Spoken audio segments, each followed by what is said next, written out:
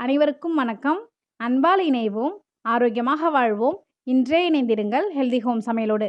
இன்னைக்கு நம்ம healthy home சமையல்ல என் சன்னு பர்த்டேக்காக ஃபாண்டன் கேக் செஞ்சிருந்தேன். அந்த வீடியோவ தான் நம்ம பார்க்க போறோம். கேக் வந்து நான் பேஸ்ல வந்து சாக்லேட் கேக் ரெடி பண்ணிட்டேன். 2 லேயர் கேக்கு, நடுவுல வந்து பட்டர் க்ரீம் பூசிட்டேன். மேல வந்து ஃபாண்டன்ட் இது நான் ரெடிமேடா தான் வாங்குனேன். இந்த ஃபாண்டன்ட்ட வந்து நல்லா மெல்லிசா சப்பாத்தி மாதிரி நல்லா தட்டிக்கணும். எந்த அளவு மெல்லிசா தட்ட முடியுதோ அந்த அளவு தட்டப் போறேன். ஏன்னா, எனக்கு வந்து கேக்க ஃபுல்லா கவர் பண்ணணும். அதுக்காக நான் வந்து நல்லா மெல்லிசா தட்டிக்கிறேன்.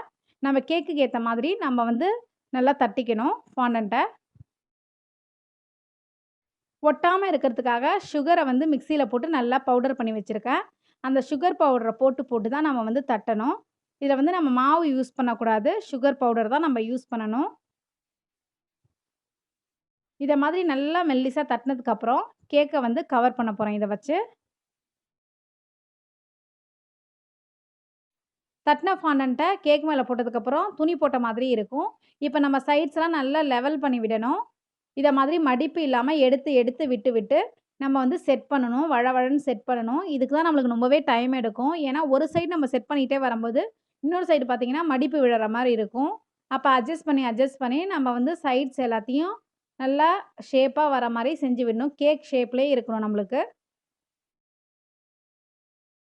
இந்த வீடியோல நம்ம வந்து கேக் எப்படி செய்றதுன்னு பார்க்கல. ஏன்னா, ஏற்கனவே நம்ம சேனல்ல சாக்லேட் கேக் போட்டிருக்கேன், ஸ்பாஞ்ச் கேக் போட்டிருக்கேன், டார்க் சாக்லேட் கேக் போட்டிருக்கேன்.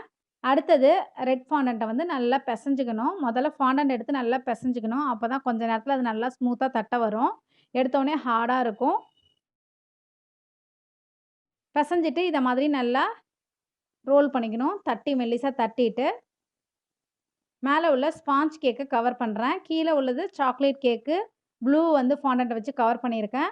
அதே மாதிரி மேல வந்து ஸ்பாஞ்ச் கேக்கு, ரெட் ஃபாண்டன்ட்ட வச்சு கவர் பண்றேன். அதுக்கப்புறம் ஸ்பைடர்மேன் கான்செப்ட்டுங்கிறதுனால, பிளாக் கலர்ல லைன்ஸ் அது மேல போடணுங்கிறதுனால, பிளாக் கலர் ஃபாண்டன்ட்ட இத மாதிரி தட்டிட்டு, சின்ன சின்ன மெல்லிசு குச்சி மாதிரி கட் பண்ணிக்கிறேன். இத வந்து இந்த ஏற்கனவே நம்ம ரெடி பண்ணி வச்சிருக்க கேக் மேல ஒட்டிக்கணும். இத மாதிரி நீளமா கட் பண்ண ஃபாண்டன்ட்டையும் ஒட்டுறேன். முதல்ல நீட்டா ஒட்டிட்டு, அப்புறம் வந்து ரவுண்டா ஒட்டிக்கிறேன். அது மட்டும் இல்லாம, எனக்கு வந்து ஃபினிஷிங் பார்த்தீங்கன்னா, உங்களுக்கே தெரியும். இந்த ரெட்டு, ப்ளூவெல்லாம் நம்ம கட் பண்ணும்போது கொஞ்சம் பிசுறல் இருந்தது. அத வந்து மறைக்கிறதுக்காக நான் என்ன பண்ணிட்டேன்னா, ரிப்பன் மாதிரி கொஞ்சம் நீட்டா டேப் மாரி கட் பண்ணிட்டு, அத வந்து அந்த எட்ஜஸ்ல ஓரத்தில வச்சு ஒட்டிட்டேன். அதனால ஃபினிஷிங் பார்த்தீங்கன்னா, உங்களுக்கு வந்து பெர்ஃபெக்ட்டா வந்த மாதிரி இருக்கு.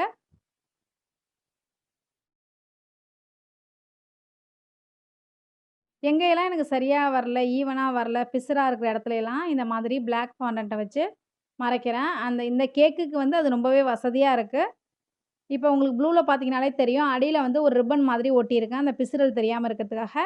அது மேல நான் திரும்பி பிளாக் ஒட்டப் போறேன். இப்ப பார்த்தீங்கன்னா தெரியும். அடியில வந்து அழகா பிளாக்க ஒட்டி மறைச்சுட்டேன். இது மேல நான் இப்ப ஸ்பைடர்மேன வந்து நிக்க வைக்க போறேன். ஒரு பொம்மை கடையிலேருந்து வாங்கி வச்சிருக்கேன். அந்த ஸ்பைடர்மேன இது மேல நிக்க வைக்க போறேன். வீட்லயே செஞ்ச ஹோம்மேட் ஸ்பைடர்மேன் கேக். என் பையனுக்கு ரொம்பவே புடிச்சிருந்தது. நீங்களும் ட்ரை பண்ணி பாருங்க.